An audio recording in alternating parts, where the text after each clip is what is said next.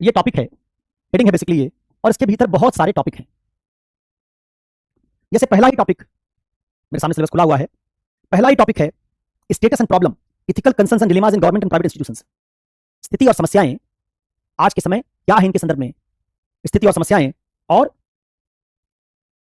सरकार और निजी क्षेत्र में जो नैतिक मुद्दे हैं और दुविधाएं हैं, ये पहला टॉपिक है। तो मैं इसको ऐसे लिख देता हूं,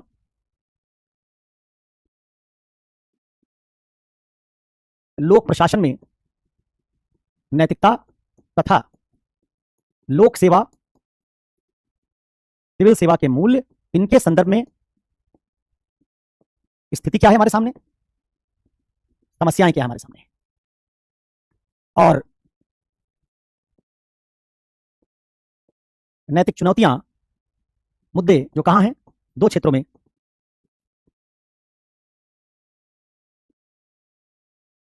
सरकारी एवं निजी क्षेत्र। तो पहला भाग समस्या की पहचान का है। जैसे प्रॉपर्टी में आपने क्या पढ़ा था, पहले पढ़ा प्रॉपर्टी का मायने क्या है, फिर पढ़ा शुचिता का मायने क्या है, फिर पढ़ा शुचिता की चुनौतियां क्या है, शुचिता में समस्याएं क्या है, वहीं आपने भ्रष्टाचार वगैरह पढ़ा था, फिर शुचिता की समस्याओं का समाधान क्या होगा, उसमें आपने आरटीआई, सृजन charter, code of conduct, code of ethics, लोक निधि का सही तरीके से इस्तेमाल, यूटिलाइजेशन पब्लिक फंड, ये सारे टॉपिक उसके भीतर पढ़े फिर कि कैसे शुचिता की समस्याओं का समाधान किया जा सकता है। ठीक वैसे यहां पहला भाग समस्याओं का है कि लोक प्रशासन में नैतिकता की क्या समस्याएं हैं, लोक सेवा और सिविल सेवा के मूल्यों में क्या नैतिक समस्याएं हैं, क्यों कमजोर हैं, किस तरह की नैतिक दुविधाओं का हम सामना कर रहे हैं। एक बार इसकी सूची आप बना लें, फिर आप उसके बाद ये ढूंढने के लिए निकलेंगे कि अब इन समस्याओं, नैतिक मुद्दों का, चुनौतियों का, जो आज हमारे सामने स्थिति है, उससे संबंधित क्या समाधान हम ढूंढ सकते हैं। तो दूसरा भाग होगा समाधान का, और आप जानते हैं कि आपका सिलेबस मूलतः समाधान पर बात करता है। ठीक है, आपका सिलेबस मूलतः समाधान पर बात करता है। तो चलिए मैं शुरुआत करने जा रहा हूं जो सिविल सेवा के मूल्य और लोक प्रशासन में नैतिकता की आज की स्थिति और समस्याएं हैं, उसके संदर्भ में फिर हम देखेंगे सरकारी और निजी क्षेत्र में नैतिक चुनौतियां, मुद्दे और दुविधाएं क्या हैं। टॉपिक हमारा है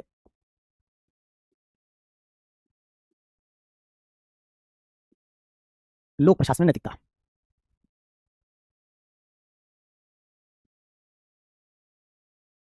ठीक है,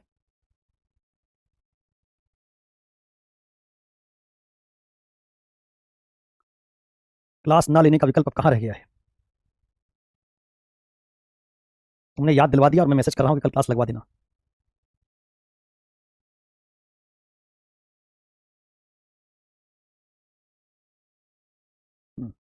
चलिए, आपने अच्छा याद दिलाया, कल क्लास में लगवाना भूल गया था, आपकी याद कराने के बाद क्लास में लगवा दी है।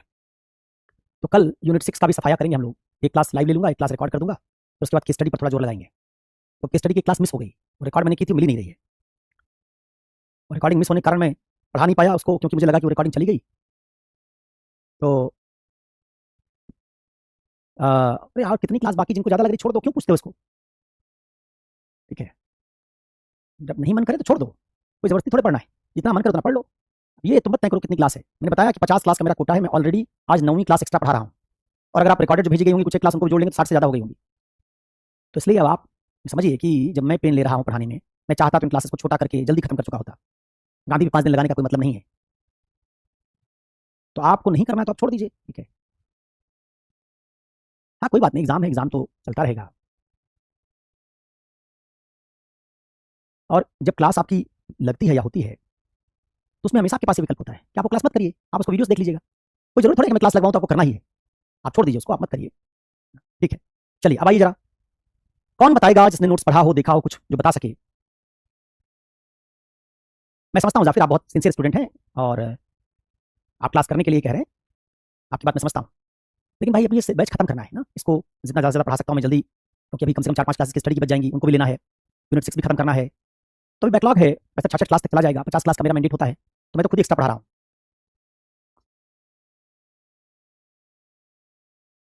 और शेफाली या क्या नाम था तुम्हारा, शर्मिला जो थी, क्वालिटी ऑफ सर्विस डिलीवरी पढ़ लेना, नोलन समिति की सिफारिशें हैं, उनको थोड़ा पढ़ लेना, और जो तुमने पढ़ा कल सृजन चार्टर, वो क्वालिटी ऑफ सर्विस डिलीवरी का ही आइडिया है, उसी के साथ लिखा हुआ है क्वालिटी ऑफ सर्विस डिलीवरी सृजन चार्टर। तो दोनों आइडिया एक दूसरे से जुड़े हुए हैं कि हम सेवाओं की गुणवत्ता कैसे बढ़ाएंगे, उसी सेवा की गुणवत्ता बढ़ाने का जो सबसे प्रभावी तरीका वो सृजन चार्टर है।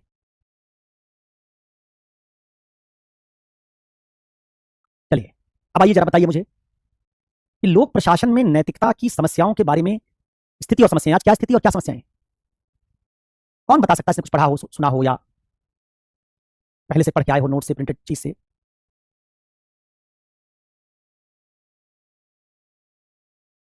बताओ जल्दी।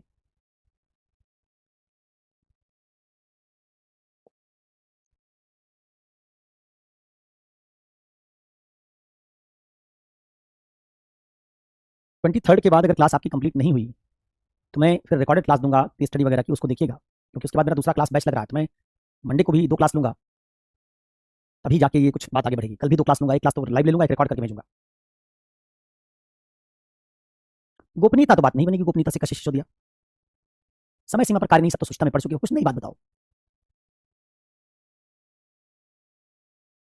ये सब तो निशा कुमारी हम सब खूब बात कर चुके हैं।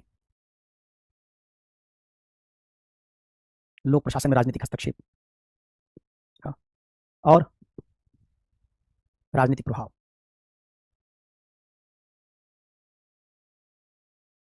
सत्ता का दुरुपयोग। सुनो, ठीक है, मैंने देख लिया, इसका मतलब आपने पढ़ा नहीं है। देखो, हम बात करने जा रहे हैं सबसे पहले जो लोक प्रशासन में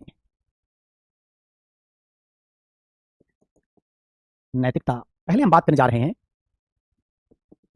इसकी जरूरत क्यों है,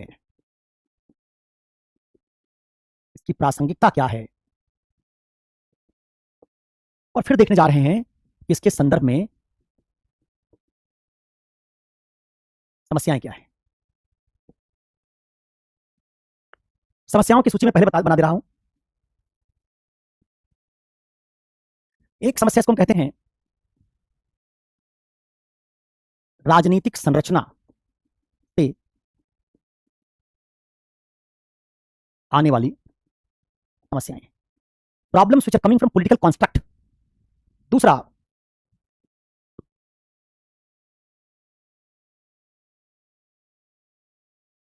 कानूनी ढांचे से जुड़ी समस्याएं। तीसरा,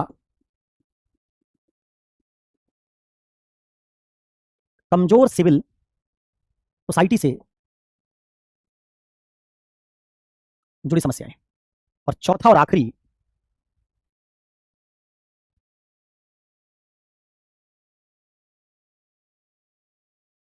जो वैयक्तिक मूल्यों में गिरावट से आई समस्याएं। 4 समस्याएं, political construct, legal construct, civil society, personal standard. राजनीतिक संरचना, कानूनी संरचना, सिविल सोसाइटी और वैयक्तिक मूल्य।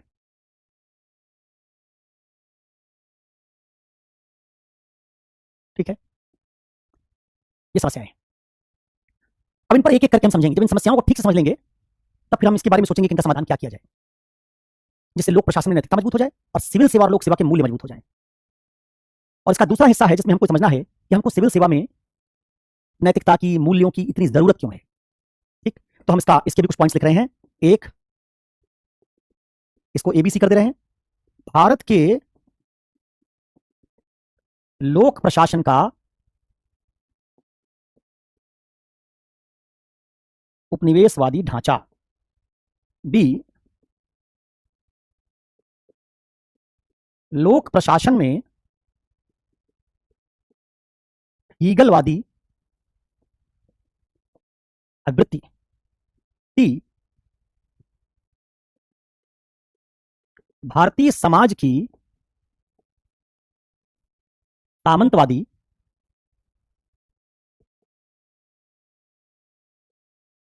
गैर लोकतांत्रिक संरचना। भारतीय समाज की सामंतवादी गैर लोकतांत्रिक संरचना। क्यों चाहिए हमको सिविल सेवा में नैतिकता इतनी, क्यों चाहिए लोक प्रशासन में नैतिकता इतनी? उसके 3 कारण लिखे। एक, भारत के लोक प्रशासन का उपनिवेशवादी ढांचा। दूसरा, लोक प्रशासन में हीगलवादी आवृत्ति। तीसरा, भारतीय समाज की सामंतवादी गैर लोकतांत्रिक संरचना। और चौथा, भारत में एक बड़ा वंचित वर्ग, या आप कह लें डी, भारतीय नागरिकों का एक बड़ा वर्ग जो अशक्त है तथा पूरी तरह राज्य पर निर्भर है। 4 कारण से हम लोग बातचीत शुरू करने जा रहे हैं। इसी को आप ये भी कह सकते हैं, भारत में असमावेशी विकास तथा संसाधनों के वितरण तथा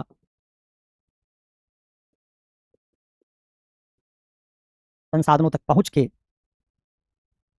संदर्भ में व्यापक असमानता। तो ये आपके, आप इसको चाहे तो एक अलग पॉइंट बना लें ई।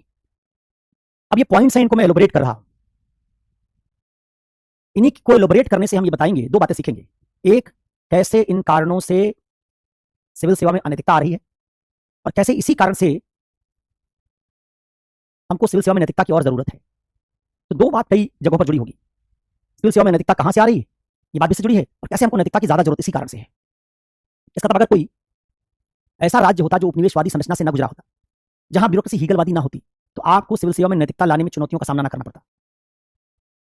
तो हमारे जो नैतिकता के संकट हैं वो कुछ विशिष्ट कारणों से जुड़े हुए हैं। जैसे मैं एक एक करके इनकी व्याख्या कर रहा हूं, सुनना, फिर कुछ पॉइंट्स मुझे जरूरी लगे तो मैं नोट कर दूंगा, और फिर दूसरे भाग में जाएंगे कि कैसे आज इसमें ज्यादातर कारक वो हैं जो पीछे चले आ रहे हैं, फिर कुछ कारक वो होंगे जो हमारे वर्तमान ढांचे से भी संबंधित है। तो मैं इसको इस तरह से बता देता हूं कि ये वाला जो हिस्सा है ये वर्तमान स्थिति है, और ये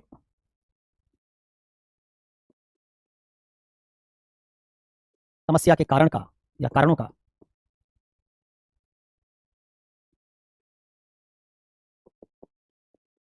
भूतकाल से जुड़ा अवयववाद घटकों का समूह है। ठीक है, देखो पहला कारण तो बहुत आसान है, तुम समझ जाओगे इसको। क्या लिखा है? जो एक कारण हमने लिखा है उसमें लिखा है भारत के लोक प्रशासन का उपनिवेशवादी उद्भव। इसका मतलब यह है कि जो इंडियन ब्यूरोक्रेसी है, सिविल सेवा है, लोक प्रशासन का पूरा ढांचा है, प्रशासन का पूरा ढांचा है, ये बनाया गया था सेवा करने के लिए नहीं, शासन करने के लिए। उपनिवेशवाद मतलब है एक गुलाम राज्य पर शासन करने तथा उसके नागरिकों को नियंत्रित करने, गुलाम बनाए रखने के लिए अंग्रेजों ने लोक प्रशासन का ढांचा गढ़ा था। तो जो इंडियन ब्यूरोक्रेसी और इंडियन सिविल सर्विस है, इसको अंग्रेजों ने भारत के नागरिकों को गुलाम बनाने के लिए गढ़ा था। इसका मतलब ये लोकहित के लिए नहीं, जनता के हित के लिए नहीं, शासकों के हित के लिए गढ़ा गया था। तो आप इससे क्या निकालते हैं कि यह पूरा ढांचा, कुछ पॉइंट्स में नोट कर दे रहा हूं, फिर उसके बाद बताता हूं इसको। यह पूरा ढांचा लोकहित या जनहित के लिए नहीं, बल्कि साम्राज्यवादी शक्ति के हित पूर्ति के लिए गढ़ा गया था।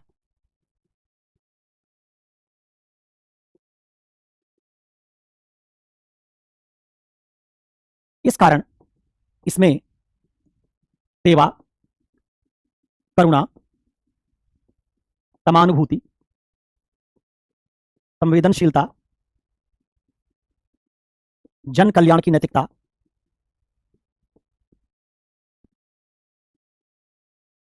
लोकहित के लिए शासन, इन सभी तत्वों का क्या था?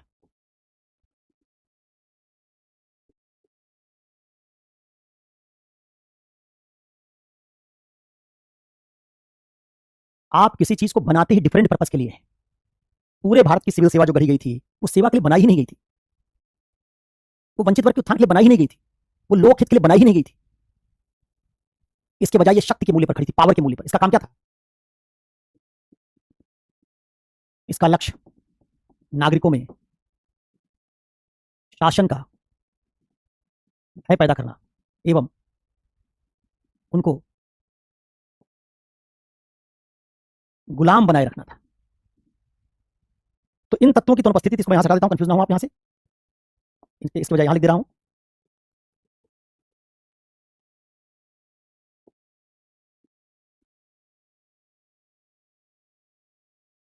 ये शक्ति के मूल्य पर आधारित थी, इसमें अन्याय था, इसमें भेदभाव था, इसमें अभिजात्यता थी।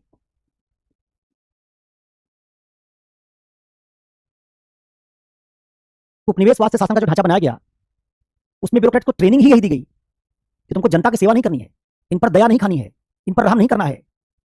क्योंकि अंग्रेज क्या करेंगे? रेवेन्यू कलेक्ट करेंगे, जनता से लगान लेंगे, जनता से लगान लेंगे तो जनता पर रहम नहीं दिखाएंगे।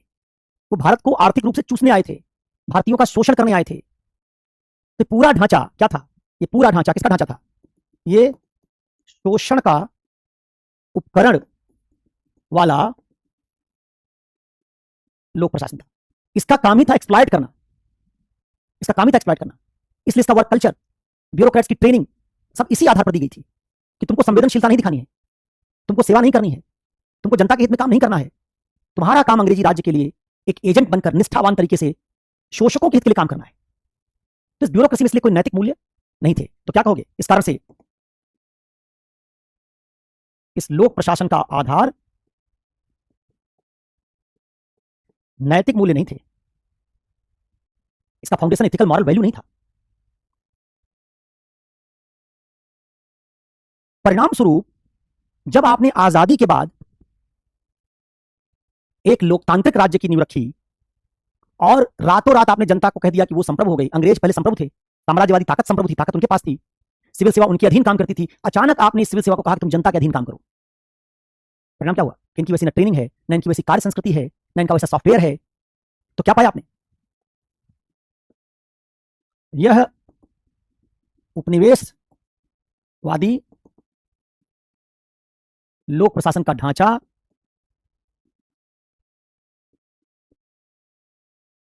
लोकतांत्रिक राज्य के मूल्यों से असंगत था। परिणाम स्वरूप आजादी के बाद जब इसी लोक प्रशासन को लोकतांत्रिक राज्य के लिए तथा जनता के हित के लिए कार्य में, जनता के हित के कार्य में इस्तेमाल किया गया, तो ऐसा प्रशिक्षण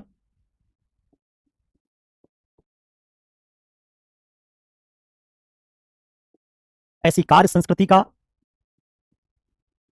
अभाव होने पर यह ढांचा इन मूल्यों के लिए कार्य करने में अक्षम था। इसलिए जब आपने आजादी के बाद सिर्फ नाम बदल दिया, भारतीय सिविल सेवा को भारतीय प्रशासनिक सेवा कह दिया, आईसीएस को आईएएस बना दिया, पुलिस सेवा वैसे की वैसी रही, तो ये जो सारा आपने ढांचा पुराना रखा था, आजादी के बाद भी मैंने पिछली क्लास में भी आपको पढ़ाया था कि आजादी के बाद ऐसा नहीं किया भारत ने कि सारे उपनिवेशवादी सिविल सेवकों को रिटायर कर दिया, फिर एक नई परीक्षा ली होती, नया ट्रेनिंग का मॉड्यूल बनाया होता और उनसे कहा होता कि अब तुम भारतीय राज्य के लिए काम करो। उल्टा जो भारत में नए सिविल सेवक भी आए, उनको इन्हीं उपनिवेशवाद के लिए काम कर चुके सिविल सेवकों ने ही ट्रेन किया। तो इनकी जो कार्य संस्कृति चली आ रही थी उपनिवेशवाद से, वही चली आ रही है। इसलिए अभी भी सिविल सेवकों में अभिजात्यता मौजूद है, अपने आप को एलीट मानते हैं। तो अंग्रेजों के समय का पहनावा, आप लबासना जाएंगे ट्रेनिंग के लिए तो आपको वहां से लिस्ट भेज जाएगी कि सूट इतने चाहिए आपको, इतने लेदर के शूज चाहिए आपको, जूते चाहिए, इतने ड्रेस चाहिए, एक लंबी लिस्ट आती है कि सब खरीद के आइए। तो आईएएस बनने के बाद वो आपको अभी भी ये एहसास कराते हैं कि आप बहुत विशिष्ट लोग हैं, आप शासन करने जा रहे हैं। सारी अभिजात्यता जो अंग्रेजों ने इन सिविल सेवकों को रखी थी, जिससे आम जनता से इनकी दूरी बनी रहे, आम जनता जैसे ना दिखें ये लोग, वो भारत के राज्य ने बरकरार रखा। इसलिए इस सिविल सेवा से हम भारतीय राज्य का कोई भी नैतिक लक्ष्य प्राप्त नहीं कर पाए, जैसा प्राप्त होना चाहिए था प्राप्त नहीं कर पाए। इसलिए हम कहते हैं कि हमको सिविल सेवा में नैतिकता की बहुत जरूरत है, क्योंकि वो जो हमारा पूरा लोक प्रशासन का ढांचा है, बिना उस नैतिकता के ये हार्टलेस, हृदय विहीन तरीके से काम कर रहा है।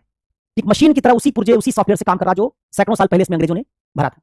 ये आज भी वीआईपी कल्चर का शिकार हैं, ये आज भी अपने आप को बाबू मानते हैं, ये आज भी बड़े बड़े बंगलों में रहते हैं, आज भी इनके लिए दर्जनों नौकर चाकर की फौज होती है, आज भी इनके साथ एक ऑर्डरली सफेद कपड़ा पहन के भारत का पट्टा लटकाया, उसमें भारत की लाट लगी होती है, उनके साथ चलता है।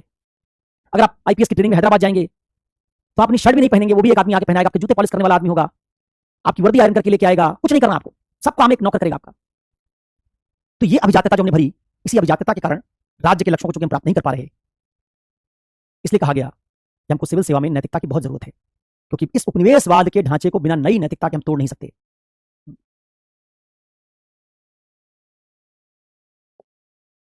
लवासना भी आप जाएंगे, हिल स्टेशन पर बनाया आपने ट्रेनिंग सेंटर। हिल स्टेशन कौन सी जगह होती है? जहां आम भारतीयों में से मिडिल क्लास के लोग, लोअर क्लास के लोग तो जा ही नहीं पाते, मिडिल क्लास के लोग टूरिज्म करने के लिए, छुट्टियां मनाने के लिए 2 4 10 दिन जा पाते हैं।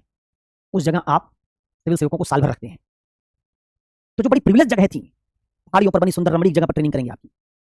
सिविल सेवकों की ट्रेनिंग में गांव शामिल नहीं है, विलेज विजिट है, लेकिन गांव में रहोगे 2 महीना, खेती बाड़ी समझोगे, किसान के पास जाओगे, झोपड़ी में 2 महीना रहना पड़ेगा, इस तरह का कोई मतलब नहीं बनाया। करवाना चाहते हो उनसे सेवा, ट्रेनिंग दे रहे हो उनको पूरी बाबू बनने की, करवाना चाहते हो सेवा, पहना रहे हो सूट, करवाना चाहते हो सेवा, और लवासना की मेस में ये कांटे चम्मच से खाना खा रहे हैं, तमाम तरह की डिशेस सुबह शाम परोसी जा रही हैं। तो इन लोगों में किसी किस्म के अभाव की समझ, कोई संवेदनशीलता, उसको पैदा करने की ट्रेनिंग है ही नहीं। इसलिए पूरा ढांचा इस कारण से हमारे पूरे नैतिक आदर्शों को प्राप्त करने के लिए फेल हो रहा है। तो पहला कारण उपनिवेशवाद है। ये बना ही नहीं था सिविल सेवा, जिसको आप सिविल सेवा कहते हैं, जिसको आज हम भारत में सिविल सेवा के काम में इस्तेमाल करना चाहते हैं, लोक सेवा के काम में इस्तेमाल करना चाहते हैं। इसकी नींव सेवा के लिए नहीं रखी गई थी। कहते हैं ना, जब आपकी बुनियाद ही खराब हो तो आप ऊपर की बिल्डिंग को थोड़े बहुत कॉस्मेटिक चेंजेस से बदल सकते हैं, नींव थोड़े बदल सकते हो। तो एक प्रॉब्लम है। दूसरा, आप भाई बताओ, पता नहीं। दूसरा,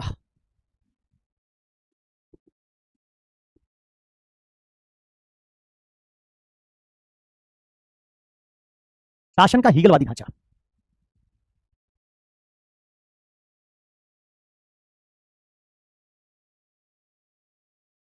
शासन का हीगलवादी ढांचा, ये एआरसी के 10वीं रिपोर्ट में, गवर्नेंस वाली रिपोर्ट में मेंशन है कि हमारे शासन का पूरा ढांचा,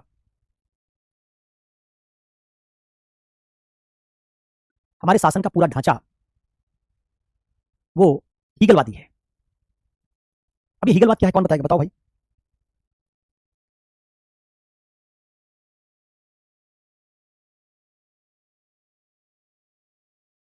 क्या होता है हीगलवाद, बताओ।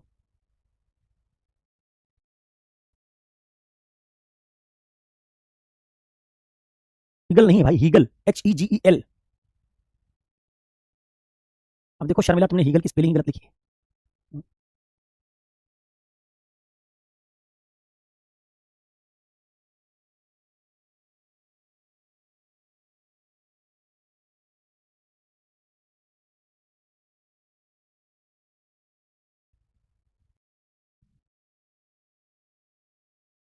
तो कई टाइपिंग एरर हुए। पहले तो HE की जगह HI हो गया, फिर GE, वहां भी ई छूट गया।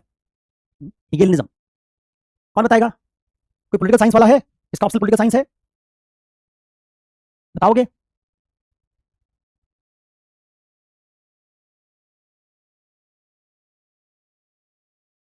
जल्दी बताओ, इतना टाइम लोगे तो बात नहीं बनेगी।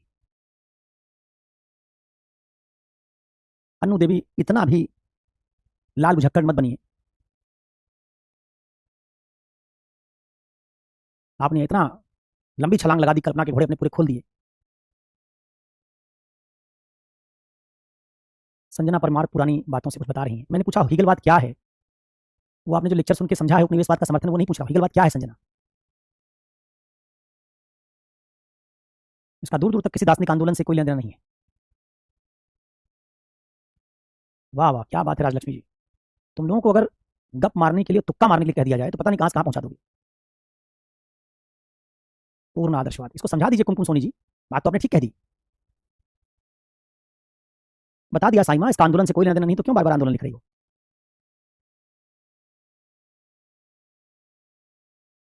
कावेरी, ये हीगलवाद नहीं, ये हीगल का मेथड है। हीगेलिज्म क्या है? What is Hegelism? चलिए सुनिए, हमारी एआरसी कहती है कि यही भारत में लोक प्रशासन में नैतिकता की कमजोरी की सबसे बड़ी वजह है। सुनिए कैसे। चलिए अब गप मत मारिए, हो गया, मैंने देख लिया, कोई फायदा नहीं। देखो, हमारी आरसी कहती है कि सबसे बड़ी वजह है ये। कैसे? तुमने कभी सोचा कि लोकतंत्र कहां पैदा हुआ? इंग्लैंड में। उदारवाद कहां आ रहा है? इंग्लैंड में। उपयोगितावाद कहां आ रहा है? इंग्लैंड में। दास प्रथा कहां खत्म हो रही है? इंग्लैंड में। सारे बड़े बड़े आदर्श लोकतंत्र जैसे अधिकारों के कहां रहे? इंग्लैंड में। ऐसा इंग्लैंड जो एक तरफ लोकतंत्र का चैंपियन है, एक तरफ उदारवाद का चैंपियन है, मानवाधिकारों की बात कर रहा है, वैयक्तिक अधिकारों की बात कर रहा है, उपयोगितावादी दर्शन लेके आ रहा है, विधि के शासन की बात कर रहा है। वो इंग्लैंड दुनिया के बहुत सारे मुल्कों को गुलाम कैसे बना रहा है, क्या बताता रहा होगा अपनी जनता को। जैसे मान लीजिए, इस बात को समझिए कि मान लीजिए भारत वसुधैव कुटुंबकम की बात करे, भारत लोकतंत्र की बात करे, हमारे स्कूलों कॉलेज में हमको लोकतंत्र पढ़ाया जाए, समानता पढ़ाई जाए, सभी लोगों के अधिकारों की संरक्षा के बारे में पढ़ाया जाए। अब मान लीजिए भारत बांग्लादेश पे अटैक कर दे, भारत श्रीलंका पे अटैक कर दे, भारत नेपाल पे अटैक कर दे और अटैक ही ना करे, वहां के नागरिकों को जो भारत के अटैक का विरोध करें, हमले का विरोध करें, उनको तोप के गोले से उड़ा दे, उनको फांसी चढ़ाने लग जाए, उनको कह दे कि तुम लोग कुत्ते की तरह हो, जैसे भारतीयों को अंग्रेज कहते थे कि भारतीय डॉग्स एक तरह के हैं।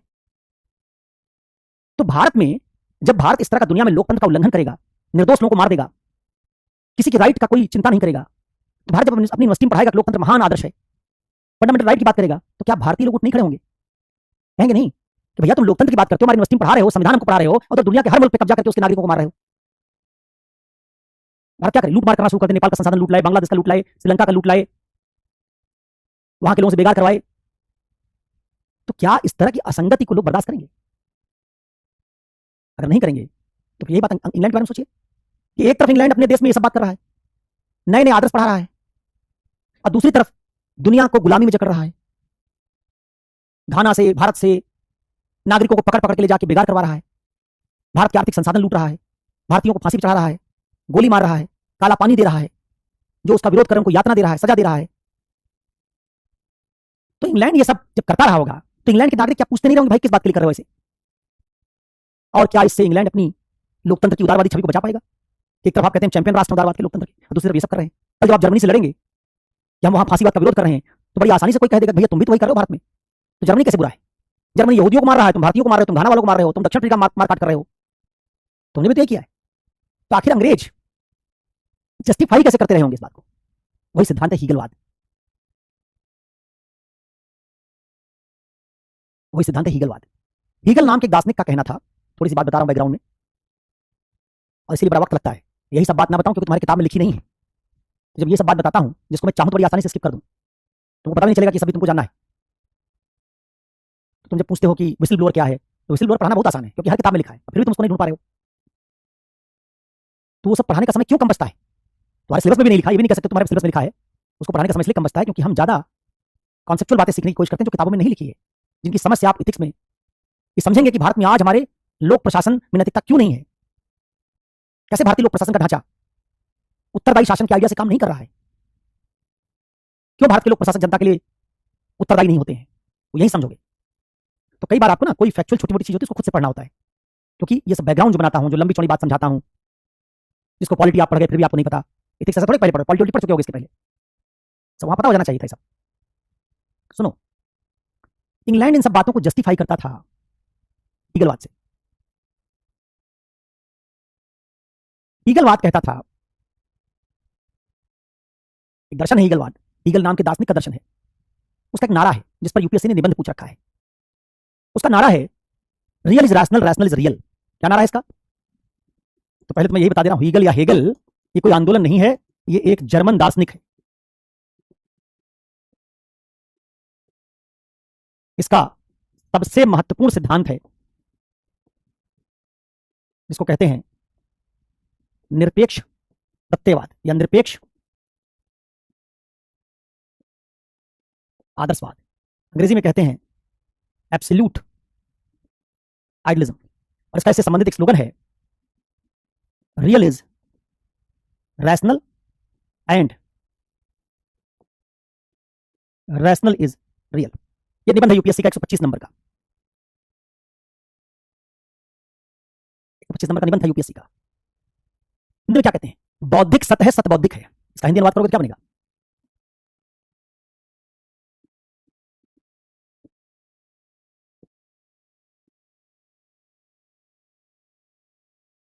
अब बहुत विस्तार से मैं इसको बताने नहीं जा रहा हूं, लेकिन आपको समझ में आ जाए उतनी बात बता दूंगा, बैकग्राउंड बन जाए।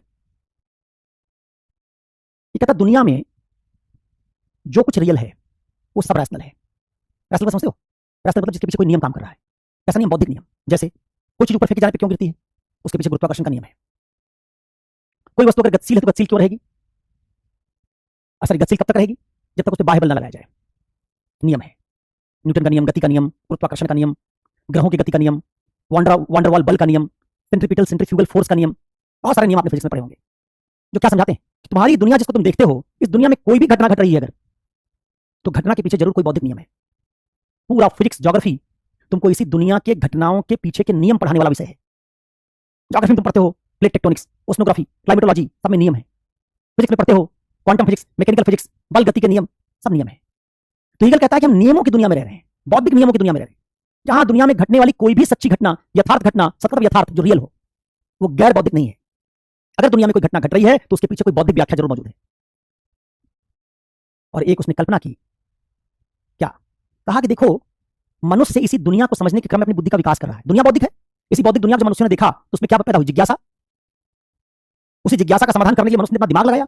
शुरू में तो कल्पना की, जैसा आपने पढ़ा था, बारिश, तूफान, तमाम तरह के बाढ़, भूकंप, इनकी व्याख्या जब हम नहीं कर पाते थे क्योंकि हमारी बुद्धि विकसित नहीं थी, तब इनको देवता भगवान से जोड़ देते थे। भगवान नाराज हो गया, उसने घटना घटा दी। लेकिन जैसे जैसे मनुष्य ने इन्हीं प्राकृतिक घटनाओं की समझ में दिमाग का इस्तेमाल किया, वैसे वैसे दिमाग लगाने से उसका तर्क विकसित हुआ। तर्क विकसित हुआ तो समझने लगा कि दुनिया की हर घटना के पीछे कोई एक नियम काम कर रहा है। अब हीगल कहता है नियम तो जिस दिन मनुष्य के पास तर्क नहीं था उस दिन भी वही काम कर रहा था। जिस दिन गुरुत्वाकर्षण का नियम आपने नहीं खोजा था उस दिन भी चीज गुरुत्वाकर्षण के नियम से ही गिर रही थी, आपको नियम नहीं पता था। तो हीगल कह रहा है नियम तो पूरी दुनिया में हमेशा से है। उसी नियम को हम जब अज्ञानी थे नहीं समझ पाए, जब थोड़ा हमारा ज्ञान बढ़ा तो समझने लगे। जैसे जैसे और तार्किकता बौद्धिकता हमारी बढ़ रही है वैसे वैसे हम ज्यादा उच्च नियमों को समझते जा रहे हैं। इसका मतलब जिसकी बुद्धि ज्यादा विकसित वो ज्यादा हकीकत को जानता है, ज्यादा सत्य को जानता है, ज्यादा यथार्थ को जानता है, क्योंकि नियम तक पहुंच गया है। जिसकी बुद्धि कम विकसित वो जो जानता है वो जानकारी सही नहीं है, क्योंकि तार्किकता कम है या तार्किकता नहीं है। इससे हीगल ने घोषित किया कि जैसे जैसे मनुष्य की बुद्धि विकसित होती जाएगी वैसे वैसे वो दुनिया के सारे रहस्य खोल देगा, क्योंकि दुनिया बौद्धिक है और हमारी बुद्धि के विकास से एक दिन हम इस बौद्धिक दुनिया के सारे नियमों को जान जाएंगे। जिस दिन हमारी बुद्धि अंतिम नियम को जान लेगी जिससे दुनिया चल रही है, उसी अंतिम नियम को जानने वाली बुद्धि क्या कहलाएगी? एब्सोल्यूट, आदर्श। उस दिन दुनिया का कोई घटना हमसे रहस्य के तौर पर नहीं बचेगा, सब जान लेंगे हम। अब इसका अनुप्रयोग उसने इथिक्स में कैसे किया? ये तो उसकी सामान्य बात हो गई। इथिक्स में इसके आधार उसने कहा कि दुनिया के सब मनुष्य बराबर नहीं है। कुछ जगहों पर इंडस्ट्रियल रेवोल्यूशन हो गया, प्रबोधन काल आ गया, रेनेसां आ गया, उन सभ्यताओं ने तर्क का प्रयोग शुरू कर दिया। कुछ सभ्यताएं अभी भी आस्था में, धर्म में डूबी हुई हैं। जो सभ्यताएं और संस्कृतियां रूढ़ियों, कुरीतियों, किताबों, आस्थाओं में डूबी हुई हैं, उन संस्कृतियों के लोग तार्किक नहीं बने हैं। और जब तार्किक नहीं बने तो उनको हकीकत का पता ही नहीं। वो चांद को देखते हैं तो समझ नहीं पाते उपग्रह, कहते चंदा मामा है। हीगल इस तरह की बात करेगा, तो उसने एग्जैक्टली ये वर्ड नहीं यूज किए, मैं समझाने के लिए कह रहा हूं। वो सूरज को तारा मानने के बजाय उसको देवता मान के पूजा कर रहे हैं कि सूरज अपने रथ पर निकलता है। वो बारिश का एक देवता इंद्र बना के बैठे हुए हैं, क्योंकि उनके पास किसी घटना की तार्किक व्याख्या करने की क्षमता नहीं। अब ऐसे अतार्किक लोगों को अगर तुम शासन करने दोगे तो पूरे समाज को हमेशा रूढ़िवादी, जड़ और मूर्ख बनाए रखेंगे, क्योंकि ये मूर्खता में फंसे हुए हैं। इनको अभी तर्क आता ही नहीं, इनकी बौद्धिकता विकसित हुई नहीं। तो हीगल कहता है ऐसे में सभ्यता में जिस समाज की तार्किकता विकसित हो गई है, अब उसका नैतिक दायित्व है कि ऐसे रूढ़िवादी समाजों पर शासन करे और उनको तार्किक बनाए, उनको रूढ़ी से निकाले, उनको अज्ञान से निकाले। ठीक वैसे जैसे पिता अपने बच्चे को, जो मासूम अबोध बच्चा है, उस बच्चे को नियम नहीं बनाने देता, नियम पिता बनाता है। अब बच्चे से कहता है नियम फॉलो करो।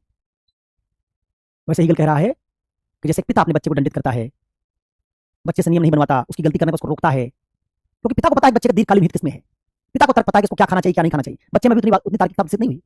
बच्चे का बस चले तो रोज ही वो आइसक्रीम ही खाए, नूडल्स ही रोज खाएगा, सब्जियां खाएगा ही नहीं, क्योंकि उसकी समझ अभी है ही नहीं कि आगे चलकर उसको हेल्दी लाइफ जीने के लिए किन चीजों की जरूरत पड़ेगी। तो जैसे एक बाप और बेटे में, बाप जो बेटा कर रहा सब नहीं मान लेता है, बेटे पर शासन करता है, नियंत्रण करता है और ज्यादा तार्किक होने का करता है, बेटा क्या करेगा क्या नहीं करेगा उसको रोकता टोकता है। ठीक वैसे हीगल ने माना कि दुनिया के जिन राज्यों में तार्किकता का विकास हो गया, अब उनका नैतिक दायित्व है पिता की भूमिका में आ जाए वो, और ऐसे समाजों, राज्यों को बल से कंट्रोल करके, नियंत्रित करके, दंडित करके तार्किकता की तरफ ले आने की कोशिश करें। क्योंकि इन समाजों के लोग अगर रूढ़िवादी हैं तो स्वेच्छा से तर्क की तरफ नहीं आएंगे। इसे क्या करना पड़ेगा? दुनिया के तमाम ऐसे मुल्क जो अंधेरे में डूबे हुए हैं, वो सफेद लोगों, गोरे लोगों जो तार्किक हो गए, क्योंकि यूरोप में रेनेसां हुआ था, पुनर्जागरण हुआ था, यूरोप में प्रबोधन काल आया था। इसलिए कह रहा है जो गोरे लोग हैं ना, ये जो यूरोप के लोग हैं, ये तार्किक हो चुके, इसलिए एशिया अफ्रीका के लोगों को क्या करेंगे? सिविलाइज्ड बनाएंगे, सभ्य बनाएंगे, इनको तार्किकता का प्रकाश दिखाएंगे, इनको रूढ़ी के अंधकार से बाहर निकालेंगे। इसी बात को वाइट्समैन बर्डन थ्योरी के तौर पर अंग्रेजों ने कहा। उन्होंने कहा हमारा इंटरेस्ट दुनिया में शासन करने में नहीं, गुलाम बनाने में नहीं है। हम तो भारत, दक्षिण अफ्रीका, घाना होना को इसलिए कब्जा कर रहे हैं कि यहाँ के लोग अभी अंधविश्वासी हैं।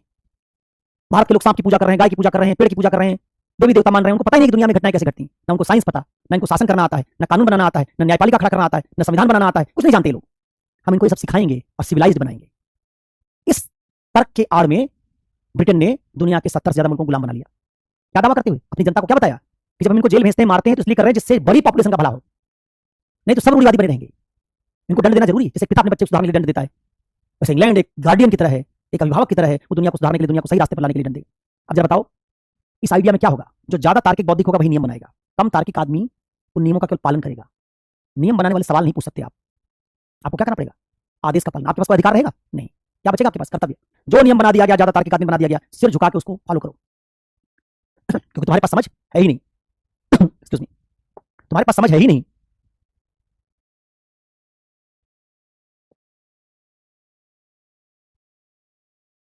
जब तुम्हारे पास समझ है ही नहीं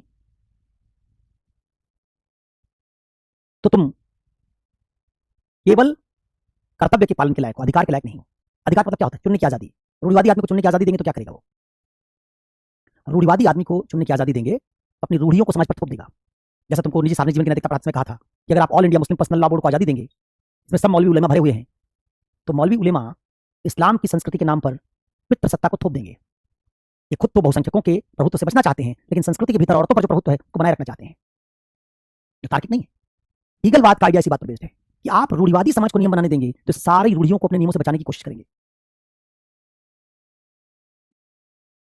ठीक है, तो इस आइडिया से इंग्लैंड ने दुनिया को कन्विंस किया कि हम तो भारत को विधि का शासन सिखा रहे हैं, हम गुलाम मुल्कों में तार्किकता ला रहे हैं, हम इन देशों में सती प्रथा और बाकी कुरीतियों का अंत करके इनको सभ्य बना रहे हैं। बर्बर लोग हैं ये, जंगली लोग हैं, इनको कुछ पता ही नहीं है, इसलिए इनको नियम बनाने में शामिल नहीं किया जा सकता, इनसे पूछकर नियम नहीं बनाए जाएंगे। ये जो बात है, इस आधार पर हीगलवादी शासन का ढांचा अंग्रेजों ने गढ़ा, जिसमें जो ब्यूरोक्रेट्स थे, कौन से लोग थे? सबसे मुश्किल परीक्षा पास करने वाले सबसे बौद्धिक लोग। आईसीएस की परीक्षा दुनिया की सबसे कठिन परीक्षा थी, उसको जो लोग पास करते थे क्या मान लिया गया? तो सबसे बौद्धिक लोग हैं। अब सबसे बौद्धिक लोग क्या करेंगे?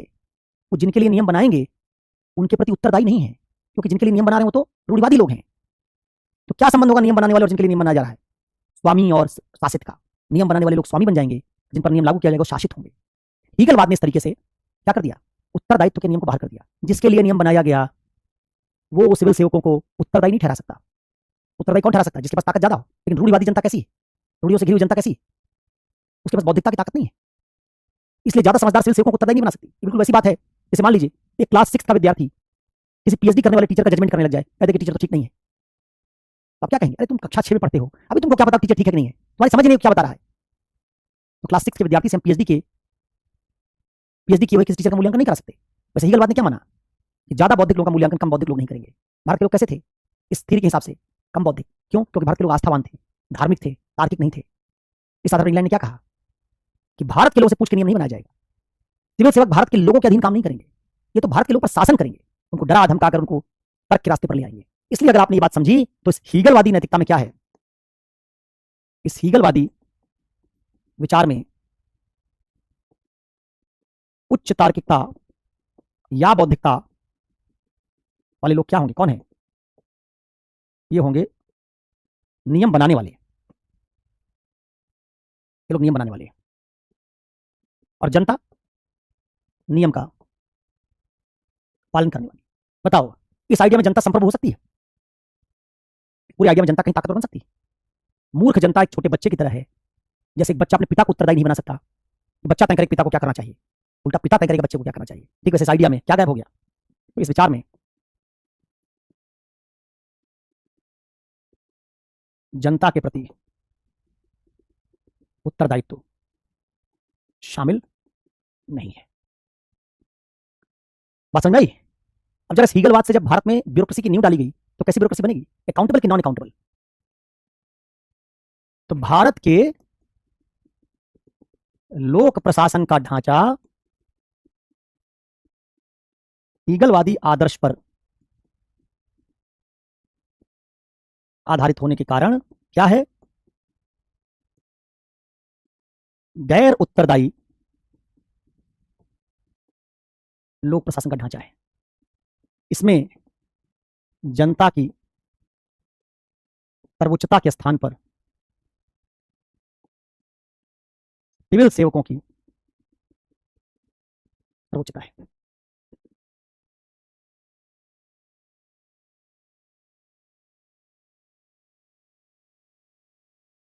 तो ब्यूरोक्रेट्स को बताया गया कि तुमको जनता से कुछ पूछने की जरूरत नहीं, ना बताने की जरूरत है। इसी से क्या आया? इसी गैर उत्तरदायी शासन के ढांचे से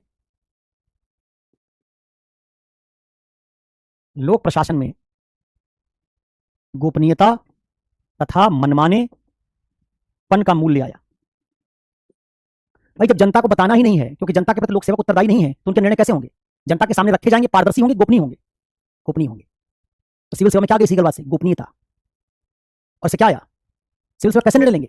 जनता से पूछ के, अपनी मर्जी से, अपनी मर्जी से। इसलिए आ गया मनमानापन, विवेकाधीन शक्ति। सिविल सेवा के पास क्या आ गई? बुद्धिमान आदमी अपने विवेक से सारा निर्णय लेगा, किसी से पूछेगा नहीं, विवेकाधीन शक्ति आ गई। और इससे ही आपने पढ़ा था, इससे सिविल सेवा में सिविल सेवकों के पास क्या आई? निरंकुश शक्ति, जिस पर कोई अंकुश नहीं, न जनता का अंकुश, न लोकतंत्र का अंकुश, न पारदर्शिता का अंकुश, कोई अंकुश नहीं। निरंकुश शक्ति क्या पढ़ाया था? शक्ति भ्रष्ट बनाती है और निरंकुश शक्ति पूरी तरह भ्रष्ट बनाती है। सुना है ना तुमने? Power corrupts and absolute power corrupts absolutely. तो हीगलवाद ने भारत की ब्यूरोक्रेसी में एब्सोल्यूट पावर डाल दिया। क्या कहा? तुमको न किसी से पूछने की जरूरत है, न बताने की जरूरत है, तुम्हारे मन में जो आयो करो। भारत में ब्यूरोक्रेट्स के पास इस कारण खूब पावर आ गई। एक थानेदार अपनी मर्जी से एफआईआर में जो धारा जोड़ना चाहे जोड़ दे, डिस्क्रिप्शन है। भारत में एसएचओ चाले तो तुमको जेल भेज देगा, केस लड़ो 6-7 साल, बरी हो जाओगे, लेकिन अपनी पेन से, एक कलम के स्ट्रोक से तुम्हारे खिलाफ एफआईआर में कैसे धारा जोड़ सकता है जिस धारा से तुम जेल चले जाओगे। तो ये मनमानापन है। इसी गोपनीयता से, निरंकुश शक्ति से, इससे क्या हुआ? तुमने देखा कि निरंकुश शक्ति माइनस उत्तरदायित्व माइनस पारदर्शिता बराबर शक्ति का दुरुपयोग, पद का दुरुपयोग और भ्रष्टाचार। तो हीगलवाद इंडिया में भ्रष्टाचार के लिए जिम्मेवार है। बात समझ में आई?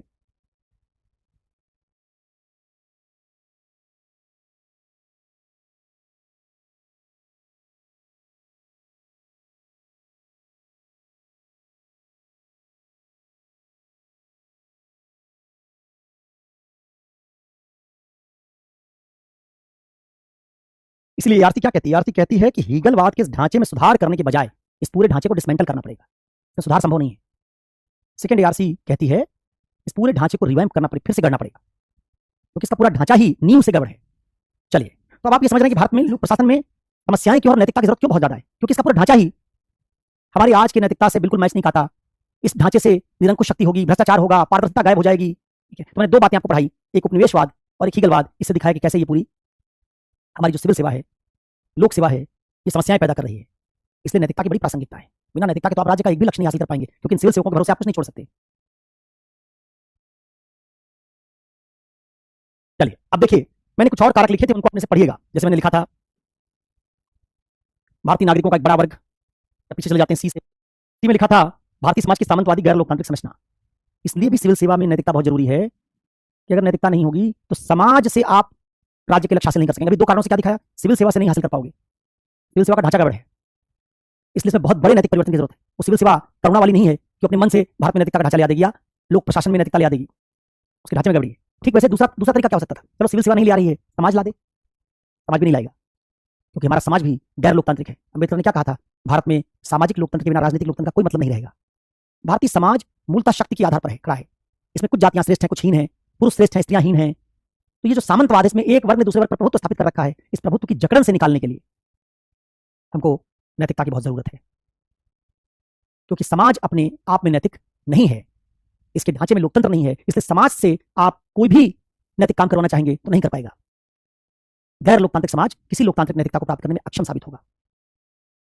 तो सी हो गया। डी क्या है? डी लिखा है भारत में एक बहुत बड़ा वर्ग राज्य पर निर्भर है। अगर लोक प्रशासन नैतिकता नहीं लाओगे तो अपनी जरूरतें खुद पूरी नहीं कर सकते, क्योंकि ऐतिहासिक, सामाजिक, सांस्कृतिक, उपनिवेशवादी कारणों से एक वर्ग गरीब होता चला गया। जैसे भारत के अर्थव्यवस्था की रीढ़ कौन थे? जो भारत में हुनरमंद लोग थे। जब अंग्रेजों ने भारत की अर्थव्यवस्था को तोड़ा तो सारे हुनरमंद लोग जो कुटीर उद्योग, लघु उद्योग में लगे हुए थे, वो सब बेरोजगार हो गए। और वही लोग अंग्रेजों के जाने के बाद गरीबी रेखा के नीचे चले गए, क्योंकि ना उनके पास पहले जमीन थी, ना उस तरह की शिक्षा थी, उनके पास हुनर था। उस हुनर से प्रोडक्शन करके अपनी आजीविका चलाते थे। अंग्रेजों ने कहा कि जो हम सामान उत्पादित करेंगे, उत्पादित कहाँ करेंगे? इंग्लैंड की फैक्ट्रीज में, मिलों में, मैनचेस्टर, लिवरपूल की मिल में हम उत्पादित करेंगे। तो जितने हुनरमंद लोग थे भारत के, सब क्या हो गए? बेरोजगार हो गए। तो ये सब किस पर निर्भर हो गया आगे चलकर? राज्य पर। अगर राज्य इनके लिए खड़ा नहीं होगा तो इनके पास शिक्षा नहीं, जमीन नहीं, कुछ नहीं, तो ये अपनी बुनियादी जरूरत पूरी नहीं कर सकते। इसलिए नैतिकता बहुत जरूरी है। और भारत में असमावेशी विकास, भारत में जो डेवलपमेंट भी हमने किया, उस डेवलपमेंट में जो सक्षम वर्ग थे उन्होंने संसाधन पर कब्जा कर लिया, उनको ज्यादा लाभ मिला, हमारा विकास सब तक नीचे तक नहीं पहुंचा। इसलिए जब तक हमारे पास लोक प्रशासन का एक इतना नैतिक ढांचा नहीं होगा जो असमानता को दूर करे, जो समाज की समस्या को दूर करे, जो हीगलवाद को नष्ट करे, तब तक आप भारतीय राज्य के संवैधानिक आदर्शों में से किसी को प्राप्त नहीं कर पाएंगे। ठीक है, तो ये एक आपने ब्लूप्रिंट पढ़ा कि हमको नैतिकता की जरूरत इतनी क्यों है। उसका कारण समाज है, उसका कारण विकास की असमावेशी संरचना है, उसका कारण हीगलवाद है, उसका कारण उपनिवेशवाद है। ठीक है, तो आप ये समझ गए। तो अब जरा ये आज की समस्या क्या है, ये तो हो गई, चलिए भूतकाल की समस्या हो गई है।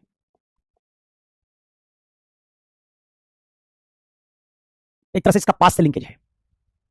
अब हमारी आज की समस्या क्या है, जो हमने भारतीय राज्य जब संविधान बनाया उसके बाद से इनहेरिट कर रखी है, वो समस्या क्या है, उस पर भी थोड़ा गौर फरमाइए। 4 बड़ी समस्याएं हमारे वर्तमान की समस्या है, जिसका संबंध अंग्रेजों से नहीं है, इसका संबंध हमसे है। ये 4 समस्याएं हम और जोड़ दें तो हम समझ जाएंगे कि भारत में लोक प्रशासन के ढांचे में नैतिकता की कमी क्यों है और आज स्थिति खराब क्यों है, सिविल सेवा के लोक सेवा के मूल्य कमजोर क्यों है। फिर इसी बात की समझ के आधार पर हम क्या करेंगे, इसका समाधान बनाने की कोशिश करेंगे। तो चलिए,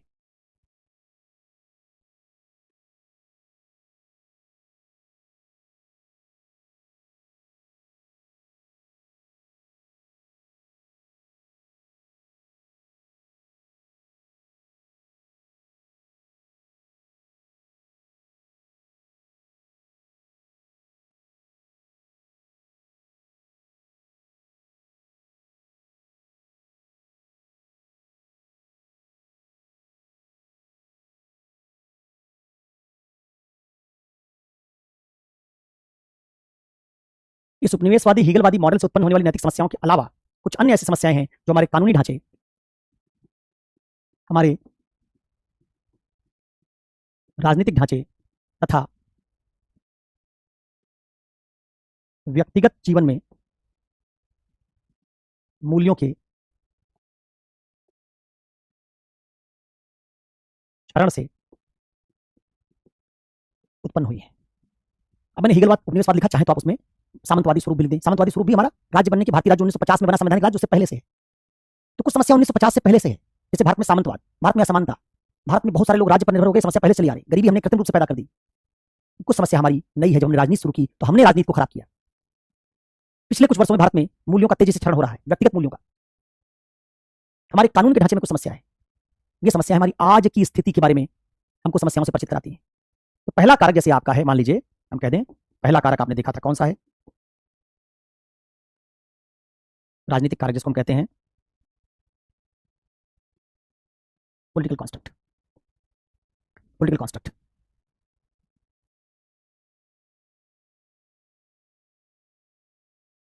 जैसे शासन में शुचिता पढ़ा था ना, उसमें पहले शुचिता की समस्याएं पढ़ा था, इसमें मूलतः भ्रष्टाचार की समस्या पड़ी थी। भ्रष्टाचार आ कहां से रहा है, सामाजिक मांग से आ रहा है।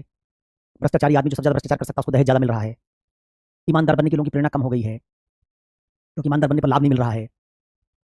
हमारी संस्कृति से कुछ समस्याएं जुड़ी हुई थी।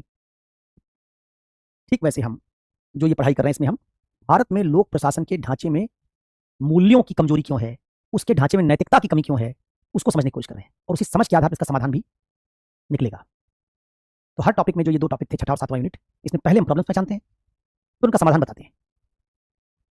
7वें यूनिट में आपने देखा था कि हमने भ्रष्टाचार समेत बहुत सारी और जो समस्याएं पहचानी थी शासन की सुस्ता में कमी के लिए, उन्हीं के संदर्भ में आरटीआई का समाधान, सिटीजन चार्टर का समाधान, फंडिंग के लिए कहा था, नया नीति शास्त्र बनाने की जरूरत है, इसमें जनता से अप्रूवल हो, डिसेंट्रलाइजेशन फंड का कर दिया जाए, लंबी जो चेन होती है पैसा ऊपर से नीचे भेजने की उसको खत्म कर दिया जाए, सोशल ऑडिट को मजबूत किया जाए, ऑडिट का भी विकेंद्रीकरण कर दें। तो इससे हमने देखा था कैसे हम शासन में सुस्ता को वापस ले आ सकते हैं, कोड ऑफ कंडक्ट बनाएं, कोड ऑफ एथिक्स का सहारा लें।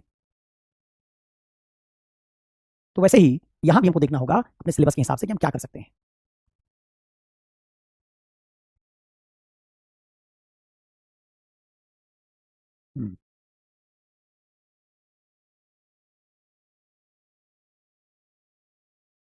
अच्छा, चलो फ्रेंडशिप हो रही है, 2 फ्रेंड ही आपस में एक दूसरे से पूछ रहे हैं कि तुम कौन, बताओ ऐसी फ्रेंडशिप कैसे चलेगी। फ्रेंड को ही नहीं पता फ्रेंड रिक्वेस्ट भेज कौन रहा है।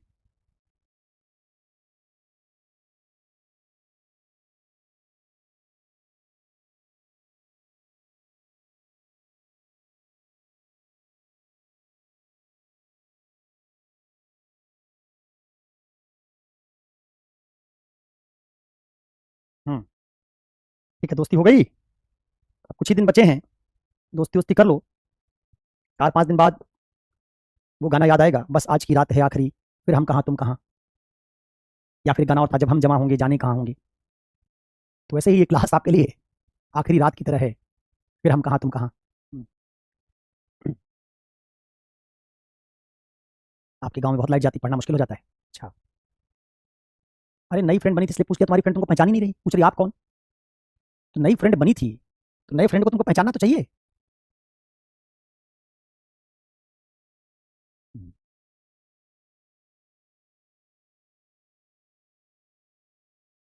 नहीं, मैं एथिक्स के अलावा रोहित एक कंसल्टेशन का क्लास भी शुरू करूंगा, जिसमें आप अपनी पर्सनल समस्याएं लेके आएंगे। जैसे वो बंगाली बाबा का ना, वो ट्रेन वेन में जाओगे तो बंगाली बाबा का एक पोस्टर चिपका रहता है कि आपको फला फला झाड़ फूंक हो या प्यार, सौतन से छुटकारा, पुरानी संपत्ति, गड़ा धन, कुछ भी चाहिए तो बंगाली बाबा से संपर्क करें। तो मैं सोच रहा हूँ कि इथिक्स पढ़ाने के साथ साथ, तुमने सही सवाल पूछा है कि केवल इथिक्स ही पढ़ाओगे क्या। नहीं, मुझे लग रहा है कि इथिक्स पढ़ाने के साथ साथ एक बंगाली बाबा वाला कंसल्टेंसी खोलूँ, उसमें कुछ हाथ आजमाऊँ, तो तुम लोग ही हो, शुरू में कुछ क्लाइंट तुम लोग बन जाओगे। फिर आज का टाइम तो ऐसे ही है, 4 लोगों ने अगर कह दिया कि हाँ उन्होंने बताया था हमको गड़ा धन मिल गया, तो बस फिर क्या है, क्या झूठी बता दिया हो, इतने क्लाइंट आ जाएंगे, काम चल पड़ेगा। अनु की बहुत दिन से समस्या है कि मैं हंसाता हूँ लेकिन खुद नहीं हंसता हूँ। हाँ, जब वो वाला धंधा शुरू करूंगा तो उसमें ईमेल आईडी, फोन नंबर सब दूंगा, नहीं तो कैसे संपर्क करोगे। बिना फीस के कोई काम होता है। बंगाली बाबा के पास जाओगे, एक बार जाके देखो, छोड़ेगा नहीं, फिर पता नहीं भूत प्रेत तो हो सकता है छोड़ दे, बंगाली बाबा नहीं छोड़ेगा तुमको। भूत भाग जाएगा लेकिन वो कहेगा कि नहीं, भूत हमारे कब्जे में दोबारा वापस आ जाएगा। एक बार आप इस तरह के लोगों के क्लाइंट बने, जैसे वकील के आप क्लाइंट बन गए, तो वकील केस थोड़ी खत्म करता है, चाहता है केस लंबा चले, तभी तो आप उसको पैसा देते रहेंगे हर हियरिंग में। चलिए ठीक है, अब आइए जरा देखिए राजनीतिक कारक, पॉलिटिकल कॉन्स्ट्रक्ट क्या है, इसका क्या मतलब है। अब ये बहुत बड़ा टॉपिक है, मैं इसका आपको एक ओवरव्यू दे रहा हूं, क्योंकि मैंने आपको कहा था कि एआरसी पढ़िएगा। एआरसी तो ये मानती है, एआरसी आप उम्मीद है जानते होंगे, मैंने कई बार बताया है, एडमिनिस्ट्रेटिव रिफॉर्म कमेटी, भारत में 2 ही बार एआरसी का गठन हुआ है अब तक, और जो आखिरी एआरसी गठित हुई थी उसकी 2007 में जो रिपोर्ट्स आई हैं, वही सेकंड एआरसी कहलाती है। हमारी एआरसी मानती है कि भारत में लोक प्रशासन में और शासन के ढांचे में नैतिकता के संकट का सबसे बड़ा कारण राजनीति है, सबसे बड़ा कारण राजनीति है। इसकी लंबी कहानी है, कई मतलब ये ओटीटी कंटेंट में बिल्कुल पाताल लोक की तरह मामला है, इसलिए पाताल लोक में आप घुसेंगे तो घुसते चले जाते हैं। वैसे राजनीति पाताल लोक की तरह है, इसके कई सिरे हैं जो हमारे शासन की नैतिकता को, लोक प्रशासन में मूल्यों को, सिविल सेवा के मूल्यों को खत्म कर रहे हैं। इसलिए एआरसी जो पहला समाधान देती है कि आप शासन नैतिकता कैसे ले आएंगे, उसमें पॉलिटिकल रिफॉर्म्स को सबसे ऊपर रखती है। तो मानती है जब तक टॉप पे तुम सबसे बेहतर, टॉप को जब तक तुम बेहतर नहीं करोगे, जब तक ऊपर नहीं सुधारोगे, तब तक नीचे चाहे तुम कुछ भी कर लो, लोक सेवा में, सिविल सेवा में कोई मूल्य नहीं आने जा रहा, टॉप पर ठीक करना पड़ेगा। अब ये बात तुम अगर जानते हो, समझते हो कि देखो भारत में जो आजादी के बाद हमारी पहली पीढ़ी के राजनेता थे, वो पहली पीढ़ी के राजनेता, फर्स्ट जनरेशन, जो फर्स्ट जनरेशन नहीं कहना चाहिए, जो फर्स्ट लाइन ऑफ लीडर्स थी हमारी आजादी के बाद की, वो लीडर्स कौन से लोग थे। वो राजनेता बाद में थे, पहले वो दो चीजें थी, वो एक समाज सुधारक और दूसरा फ्रीडम फाइटर। हमारे स्वतंत्रता सेनानी पहले थे, वो आजादी के लिए पॉलिटिकल बैटल लड़ रहे थे, और वो स्वतंत्रता सेनानी जिन्होंने अपनी जिंदगी के 15-15, 20-20 साल जेल में काटे थे, अंग्रेजों जिनको पीटा था बुरी तरह से, लाठी मारी थी, दुर्व्यवहार किया था, जिन्होंने अपनी जिंदगी दांव पर लगा दी थी, घर परिवार सब छोड़ दिया था देश की खातिर, ऐसे लोग आजादी के बाद हमारे पहले शुरुआती चुनाव जीतने वाले नेता बने। अब ये लोग जब नेता बने तो कितने भाग्यशाली थे, क्योंकि ये सत्ता के लालच में राजनीति में नहीं आए थे, क्योंकि इन्होंने जीवन में स्ट्रगल किया था, क्योंकि अपने परिवार के लोगों को स्थापित करने के लिए राजनीति में नहीं आए थे, इसलिए उन्होंने कभी सत्ता का मोह नहीं दिखाया, क्योंकि अंग्रेजों से सिद्धांतों के आधार पर लड़े थे ये, इसलिए इन्होंने सिद्धांतों की राजनीति की। इसी कारण उपनिवेशवादी ब्यूरोक्रेसी के होने के बावजूद इनका ऑरा और इनका आभा मंडल इतना बड़ा था कि जो अंग्रेजों की ब्यूरोक्रेसी थी, जो हीगलवादी ब्यूरोक्रेसी थी, उसने भी नैतिक तरीके से काम किया। क्योंकि जब उसको नेहरू, लाल बहादुर शास्त्री, सरदार वल्लभ भाई पटेल के अधीन काम करना पड़ा, जो व्यक्ति गृह मंत्री होने पर अपनी कार में अपने बेटे को नहीं बैठने देता है, जिसने कह दिया जब मैं गृह मंत्री रहूंगा तुम लोग गुजरात में रहना, दिल्ली मत आना, अपने बेटे बेटियों को सरकारी आवास से दूर रख रहा है। लाल बहादुर शास्त्री अपने बेटे प्रधानमंत्री थे, अपने बेटे, उनके बेटे ने सरकारी कार यूज कर ली, जितना यूज किया उसका पेट्रोल का पैसा भरवाया सरकारी खजाने में, कहा कि ये प्रधानमंत्री की वजह उसके बेटे ने यूज कर ली, डाटा के आगे से मत यूज करना, खुद से एडमिट किया कि गलती हुई। तो एक ऐसे नेताओं की पीढ़ी थी जो राज्य के एक भी पैसे का व्यक्तिगत हित में उपयोग नहीं कर रहे थे, जो अपने घर गाड़ी तक अपने परिवार के सदस्यों को उपयोग नहीं करने दे रहे थे। इस कारण शुरुआत के 20 सालों में करीब भारत में राजनीति में शुचिता और नैतिकता बनी रही, क्योंकि 20 साल तक हमारी आजादी के नायक ही प्रमुख राजनेताओं के रूप में अलग अलग राज्यों के मुख्यमंत्री, केंद्रीय कैबिनेट में मंत्री और मुख्य पार्टी के जो लीडर थे बने रहे। इनकी जनता पर पकड़ थी, जनता इन पर भरोसा करती थी। उस समय जनता ये नहीं कहती थी कि सब नेता चोर हैं। जनता राजनेताओं को देखने सुनने के लिए स्वेच्छा से आती थी। मेरा गांव जिस क्षेत्र में है, उस क्षेत्र में नेहरू एक बार गए थे। वो समय शायद 59-60 का था। तो हम लोग जब बहुत छोटे थे तो हमारे दादाजी कहानी सुनाया करते थे कि जब नेहरू गांव से करीब 40 किलोमीटर दूर एक जगह पर जनसभा के लिए आए, उस इलाके में उनकी पहली जनसभा थी, उससे पहले कभी नहीं गए थे उस क्षेत्र में। वो जनसभा के लिए आए तो 59-60 के उस समय में ग्रामीणों ने 40 किलोमीटर की यात्रा पैदल तय करके नेहरू को सुनने के लिए 3-4 दिन पहले से ही पदयात्रा शुरू कर दी। औरतें बच्चों को लाद के, बूढ़े बैलगाड़ियों में चढ़ के, क्योंकि ना तो बस थी ना प्राइवेट साधन हुआ करता था। साइकिल भी बड़ी लग्जरी चीज होती थी, बड़ी उस समय का दरोगा साइकिल से चलता था, एसएचओ साइकिल से चलता था।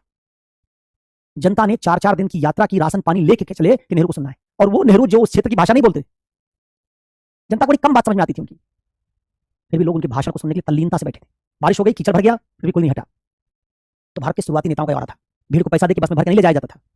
पता चलता था कि नेता आ रहा है ये फला, लोग उसको सुनने के लिए उमड़ पड़ते थे। आपने स्वतंत्र आंदोलन के दौरान की भी कुछ पुरानी वीडियोस देखी होंगी। गांधी जब रेलवे स्टेशन से गुजरते थे तो आप पाएंगे पूरा रेलवे स्टेशन खचाखच भरा होता था। कहीं पढ़िएगा, तिलक जब लखनऊ अधिवेशन में कांग्रेस के भाग लेने गए थे तो स्टेशन से सभा स्थल तक लोगों ने अपने कंधे पर लाके पहुंचा दिया था, जमीन पर पैर ही नहीं रखने दिया। ये हमारे नेताओं का कद था। जनता इतना प्यार करती थी उनको, क्योंकि उसको भरोसा था कि नेता हमारे हित में सोचता है। संसाधन हमारे पास नहीं थे, संसाधन नहीं थे, नेताओं ने गलतियां भी की, लेकिन वो गलतियां स्वाभाविक भूल थी, उसके पीछे कोई बैड इंटेंशन नहीं होता था। पैसा लूटने की इच्छा नहीं होती थी, इसलिए जनता का बुरा कर दिया। निर्णय गलत निकला। चाइना पर हमने भरोसा कर लिया, चाइना ने धोखा दे दिया। हम चाहते थे दुनिया में एक नॉन अलाइन मूवमेंट हो, जिसमें न रूस के खेमे में न अमेरिका के खेमे में, दुनिया के कुछ देश जो विकासशील देश हैं वो अलग खेमा बनाए अपना, इस राजनीति में ना फंसे पावर्स के। अच्छा एक प्रयास था, लेकिन चीन ने धोखा दिया। तो वो गलती इस कारण हुई कि हम ज्यादा अच्छे थे और हमने उसी अच्छाई का प्रयोग किया। दूसरा आदमी उतना अच्छा नहीं था, दूसरा राज्य उतना अच्छा नहीं था, उसने हमको चीट किया। लेकिन ये जो 20 साल का वक्त था, भारत का गोल्डन वक्त था, वही वक्त है जब भारत में आईआईटी बनाए जा रहे हैं, भारत में एम्स खड़ा किया जा रहा है, और हमारे साथ बना पाकिस्तान सैनिक शासन में जा रहा है, और कुछ दिन बाद टूट के बांग्लादेश बनाने वाला है। हमारे बगल के पाकिस्तान में सैन्य शासन लगना शुरू हो गया था, और हमारे यहाँ लोकतांत्रिक नेता सीमित संसाधनों में बहुत सारे लोगों की गरीबी के बावजूद उनको ऊपर ले आने की कोशिश कर रहे थे। तो ये राजनीतिक सुचिता जो मौजूद थी, इसने सारी कमियों को ढक दिया, ब्यूरोक्रेसी की हीगलवाद को कमजोर कर दिया, उसको नियंत्रित कर लिया। ऐसे नेताओं के अधीन जब ब्यूरोक्रेट्स काम करते थे, जिनका जीवन इतना सुचितापूर्ण था, उनके नैतिक दबाव में उनको ईमानदारी से काम करना पड़ता था। ठीक है, उनमें अभिजात्यता थी, कलेक्टर अभिजात तरीके से काम करता था, उसका अपना ऑरा था, मंत्री भी उससे रिस्पेक्ट से बात करता था। लेकिन ब्यूरोक्रेट भी नेता का बड़ा सम्मान करते थे, क्योंकि उनको पता होता था उस नेता के पीछे लाखों लोगों की भीड़ है।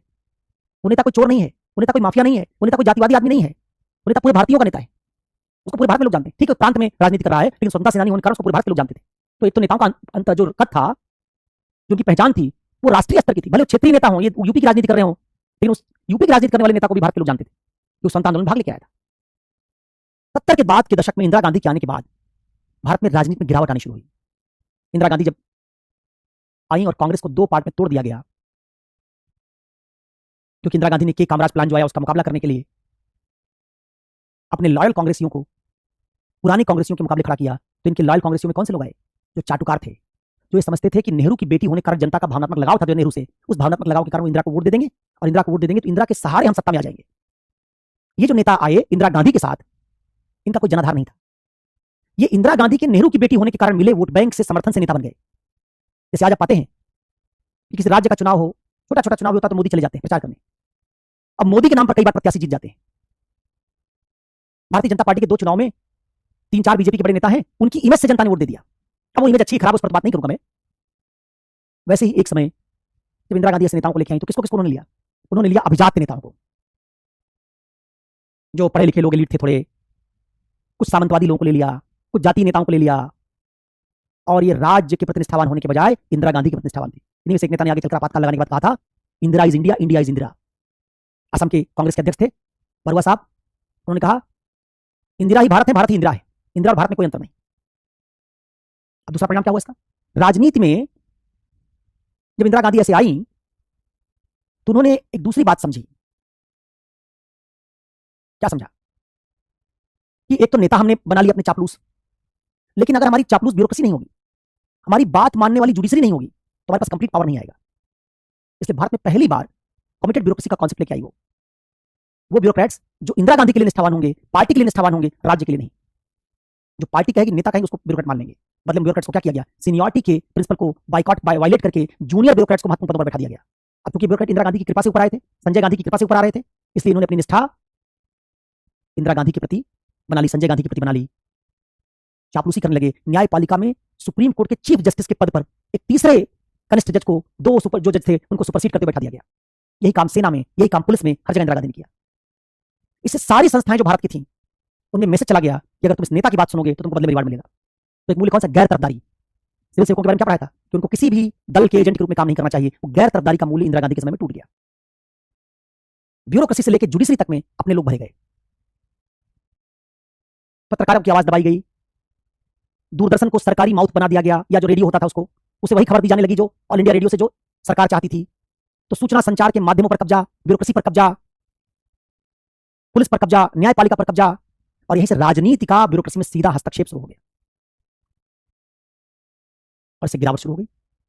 तो भारत में लोक प्रशासकों में गैर तरफदारी और निष्पक्षता के मूल्य का प्रमुख कारण कांग्रेस पार्टी के भीतर जो आंतरिक कला हुई, जैसे कांग्रेस पार्टी दो बार में बढ़ गई थी, कांग्रेस ओ और कांग्रेस आई, उसके कारण उनमें नेताओं के प्रति निष्ठा जो विकसित हुई और बदले में नेताओं ने उनको क्या किया, निष्ठा दिखाने के लिए पुरस्कृत किया। इससे ब्यूरोक्रेसी के भीतर यह धारणा चली गई कि ईमानदार होने पर तुमको दंड मिलेगा और चापलूस होने पर, नेता की बात मानने पर तुमको पुरस्कार मिलेगा। इससे ब्यूरोक्रेसी के भीतर राजनीतिक हस्तक्षेप पैदा हुआ। आगे आने वाले टाइम में यही राजनीतिक हस्तक्षेप का आइडिया क्षेत्रीय दलों ने अपनाया। जब कांग्रेस के खिलाफ राजनीति करके लालू यादव, मुलायम यादव, करुणानिधि, वामपंथी सरकारें बंगाल में, केरल में आई, तो उन्होंने भी अपने लिए कमिटेड ब्यूरोक्रेट्स खड़े किए जो उनकी बात सुने। आपने क्या पढ़ा था सत्यनिष्ठा में? लोकहित सबसे ऊपर होना चाहिए, संविधान का हित सबसे ऊपर होना चाहिए। क्या पढ़ा था सत्यनिष्ठा का मायने? समझौते से इनकार करना चाहिए। लेकिन इन पॉलिटिकल पार्टियों ने, लालू की पार्टी ने, मुलायम की पार्टी ने, करुणानिधि की पार्टी ने, एनटी रामाराव की पार्टी आंध्र प्रदेश में, लेफ्ट पार्टीज बंगाल और केरल में, इन्होंने क्या किया, इन्होंने ब्यूरोक्रेट्स पर दबाव डाला कि तुम संविधान और जनता छोड़ो, तुम पार्टी के एजेंट की तरह काम करो, तुम हमारे लिए काम करोगे, हमारे विरोधियों को दमन करोगे, उनको जेल भेजोगे, फर्जी मुकदमे ला दोगे, तो बदले में हम तुमको पुरस्कृत करेंगे। तो ब्यूरोक्रेसी और पुलिस का इस्तेमाल राजनीतिक पार्टियों ने अपने विरोधियों को दबाने, बूथ कैप्चरिंग करवाने, चुनाव में कैप्चरिंग करवाने, वोट लूटने, इन सब के लिए करना शुरू किया। इससे भारत में पूरी ब्यूरोक्रेसी में इस राजनीतिक हस्तक्षेप के कारण क्या होता गया, शुचिता का पतन, मूल्यों का पतन होता गया। सारे मूल्य, सत्यनिष्ठा खत्म हो गई, निष्पक्षता खत्म हो गई, गैरतरफदारी खत्म हो गई, और फिर आखिरी ताबूत में कील मारी किसने? 1991 के बाद जब भारत में उदारीकरण हुआ तो बहुत पैसा आया भारत में, क्योंकि बाजार की हमने अर्थव्यवस्था को खोल दिया, खूब व्यवसायी बने। उसी समय अपराध, संगठित अपराध खड़ा हुआ, क्योंकि जब व्यापार व्यवसाय में बहुत पैसा आया तो रंगदारी मांगने वाले, संगठित अपराध करके व्यापारियों से फिरौती लेने वाले माफियाओं का उदय हुआ, और इन सब ने भी राजनीति का रुख किया। जो बड़े माफिया थे, शहाबुद्दीन, मुख्तार अंसारी, सूरज भान सिंह, ऐसे बड़े बड़े माफियाओं ने राजनीति की राह पकड़ी, और माफिया लोग अपने बाहुबल के आधार पर पॉलिटिकल पार्टियों के लिए काम करने लगे, जो ब्यूरोक्रेट से पॉलिटिकल पार्टियां करवा रही थी। इन माफियाओं का क्या किया, पॉलिटिकल पार्टियों ने अपने अपोनेंट्स को मरवाने, उनको हरास करने में इस्तेमाल किया, और बदले में इनको टिकट दिया, इनको अपने पार्टी में लेकर मंत्री बनाया। इससे राजनीति में अपराधीकरण जब हुआ तो ये अपराधी जब ब्यूरोक्रेट्स को आदेश देने लगे तो ब्यूरोक्रेसी का मोराल टूट गया, क्योंकि जिस पुलिस को अपराधियों के खिलाफ लड़ना है वो अपराधी मंत्री बना बैठा है, अपराधी सांसद बन गया, अपराधी विधायक बन गया। उनके लिए अब नैतिक आधार पर काम करना मुश्किल हो गया। ठीक ऐसे व्यवसायियों ने पॉलिटिकल पार्टी को चंदा दिया, क्योंकि उनके पास पैसा बहुत आया, और उन्होंने पॉलिटिक्स में जो पार्टी थी उसके अपना पक्ष में नीति बनवाने के लिए राजनीति का इस्तेमाल किया, और बदले में ब्यूरोक्रेसी पर राजनेताओं ने दबाव डाला कि इस व्यवसायी के हित में फैसला लो। व्यवसायी भी धीरे धीरे, ठेकेदार, बिल्डर भी चुनाव लड़ने लगे, और राजनीति का व्यवसायीकरण हो गया। और अंततः सबसे आखिर में इन सारी बातों के बाद ब्यूरोक्रेट्स ने भी राजनेता बनने का ठान लिया, और 56-57 साल सर्विस करने, 56-57 साल की उम्र तक पहुंचते पहुंचते इन्होंने भी आकांक्षा पाल ली कि हम रिटायरमेंट के बाद सांसद बनेंगे। कुछ ब्यूरोक्रेट्स को पॉलिटिकल पार्टियों ने टिकट दे दिया, कुछ रिटायरमेंट से पहले इस्तीफा देकर पॉलिटिक्स में शामिल हो गए, तो जो ब्यूरोक्रेसी और राजनीति के बीच का अंतराल था उसको पूरी तरह से ध्वस्त कर दिया। इन कारणों से ब्यूरोक्रेसी में मूल्यों का पतन हुआ, और राजनीतिक संरचना में आया भ्रष्टाचार, राजनीति में शामिल हुए अपराधी, माफिया, राजनीति में आए व्यवसायी, बिल्डर, ठेकेदार, राजनीति में आए अभिजात्य वर्ग के लोग। इन सब ने राजनीति के पूरे स्वरूप को बदल दिया, और इनके अधीन काम करने वाली ब्यूरोक्रेसी भी इस दबाव के आगे आत्मसमर्पण कर देती है, और वो भी इस लूट में, इस अनैतिकता में शामिल हो जाती है। प्रतिरोध नहीं कर पाती, क्योंकि ईमानदार ब्यूरोक्रेट्स को टारगेट किया जाता है, साइडलाइन किया जाता है, पुराने ब्यूरोक्रेट्स, नए ब्यूरोक्रेट्स को, बेईमान ब्यूरोक्रेट्स को प्रमोशन दिया जाता है, उनको महत्वपूर्ण पद दिए जाते हैं। ईमानदार ब्यूरोक्रेट्स का मोराल, उनका हौसला टूट जाता है, और इस कारण इस पूरी राजनीतिक हलचल से, जिसमें क्षेत्रीय दल भी शामिल हैं, इसमें कांग्रेस पार्टी के भीतर जो झगड़ा हुआ उसने इस पर असर डाला। फिर बाद में सांप्रदायिक पार्टियों को उदय होना, तो उन्होंने राजनीति को सांप्रदायिक बनाने पर ब्यूरोक्रेट्स को भी सांप्रदायिकता की तरफ धकेल दिया। जातिवादी राजनेताओं ने ब्यूरोक्रेसी में जातिवाद भर दिया। इन सब कारणों से आप जो आज ब्यूरोक्रेसी देख रहे हैं वो सांप्रदायिक हो चुकी है, वो जातिवादी हो चुकी है, वो ब्यूरोक्रेसी में रहने के साथ साथ पॉलिटिक्स में आना चाहती है, वो पॉलिटिकल पार्टियों की चापलूसी करती है, वो महत्वपूर्ण पदों पर जाने के लिए कोई भी समझौता करने के लिए तैयार है, और इन सबके कारण ब्यूरोक्रेसी में नैतिकता का संकट है। अब आज हम लोग यहाँ रुकेंगे, अगली क्लास में जब मिलेंगे तो सिविल सोसाइटी पर और जो एक दो कारक और हम पर बात बताएंगे, तो उससे आप समझ पाएंगे कि ये नैतिकता का जो सारा ढांचा क्यों कमजोर है। फिर हम इसके समाधान के जो कुछ उपाय यूनिट 6 में है उसको देखेंगे। ठीक है, तो आज के लिए इतना ही। अगले क्लास में मिलने पर इससे आगे की बातचीत करते हैं। शुक्रिया।